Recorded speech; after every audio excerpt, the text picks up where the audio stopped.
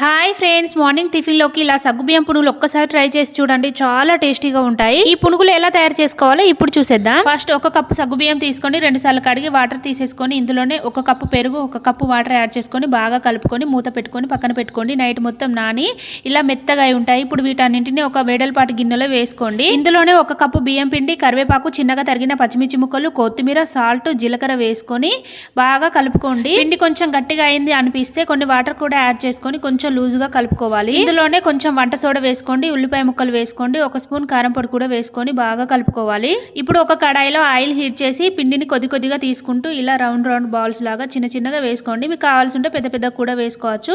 ఇలా పునుగులు ఈవెన్ గా ఫ్రై అయ్యేటట్టు తిప్పుకుంటూ ఫ్రై చేసుకోవాలి. ఇలా కలర్ మారేంత వరకు ఫ్రై చేసుకొని వీటిని ఒక జల్లిగిన్నెలో వేసుకోండి. చూసారు కదా, పునుగులు రెడీ అయిపోయాయి. సగ్గుబియ్యం పునుగులు టమాటా చట్నీతో కలిపి తింటే చాలా టేస్టీగా ఉంటాయి. టమాటా చట్నీ ఎలా చేసుకోవాలో నెక్స్ట్ వీడియోలో పెడుతున్నా, సబ్స్క్రైబ్ చేసుకోండి మరి.